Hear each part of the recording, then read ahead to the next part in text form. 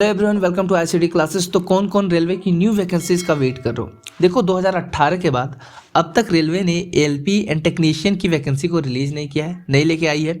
लेकिन इस साल आपको रेलवे एएलपी एंड टेक्नीशियन का वैकेंसी देखने को मिलेगा और अच्छे खासे नंबर में आपको अप्रॉक्स 65,000 के करीब आपको यहाँ पर वैकेंसी देखने को मिलेगी।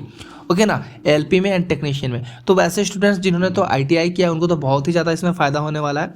चलो आज के इस वीडियो में हम लोग डिस्कस करते हैं कि क्या बेसिक क्वालिफिकेशन रहने वाला है इन पोस्ट के लिए। ओके, अगर सबसे पहले हम लोग बात करें एएलपी पोस्ट के लिए क्या क्वालिफिकेशन है, तो मैट्रिकुलेशन होना चाहिए या फिर एसएसएलसी।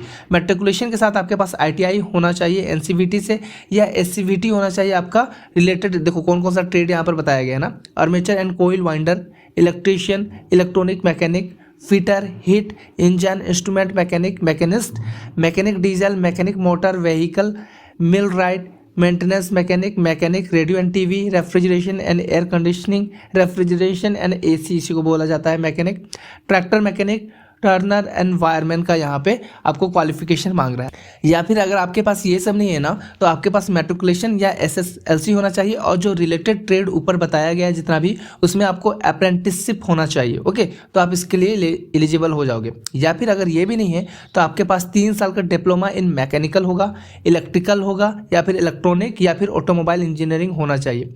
या फिर ऊपर जितने भी स्ट्रीम दिए हुए हैं उनमें अगर आपके पास किसी का कॉम्बिनेशन भी है आईटीआई से, लीव ऑफ आईटीआई से, देन आप उसके लिए एप्लीकेबल हो। ओके, तो इंजीनियरिंग स्टूडेंट्स के लिए भी काफ़ी ज़्यादा बेनिफिट होने वाला है। अच्छा, इसमें पीसीएम की भी बात करें कि क्या पीसीएम को कोई फ़ायदा देखने को मिलेगा 10+2 वालों को।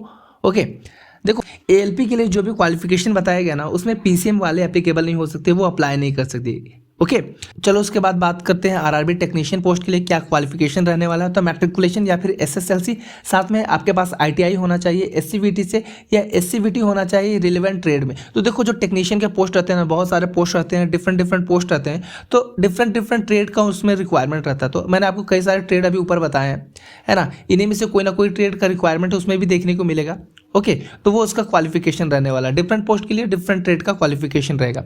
लेकिन अगर ये आपके पास नहीं है तो मैट्रिकुलेशन या एसएसएलसी चाहिए होगा, और अप्रेंटिसशिप जो रहेगा रिलेवेंट ट्रेड में, अगर वो रिलेवेंट ट्रेड में मतलब कोई अगर पोस्ट है, ए पोस्ट है, उसके लिए जिस ट्रेड का रिक्वायरमेंट है उस ट्रेड में अगर आपके पास अप्रेंटिसशिप है तो आप इसके लिए एप्लीकेबल हो, आप फॉर्म को अप्लाई कर सकते हो।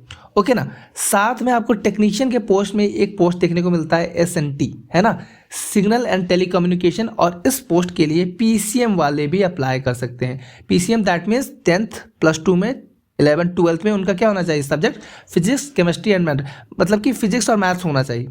फिजिक्स और मैथ्स है जिनका भी +2 में 12th में, वो इस सिग्नल एंड टेलीकम्युनिकेशन वाले पोस्ट के लिए एप्लीकेबल होते हैं, वो अप्लाई कर सकते हैं।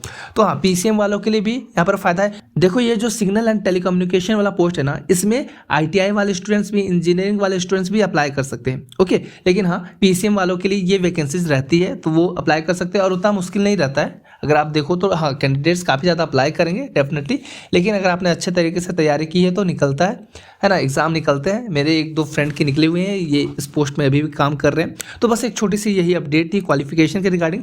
मिलता हूँ रेलवे एग्जाम से रिलेटेड दूसरे अपडेट के साथ, तब तक के लिए अलविदा लूँगा। बाय बाय एंड जय हिंद।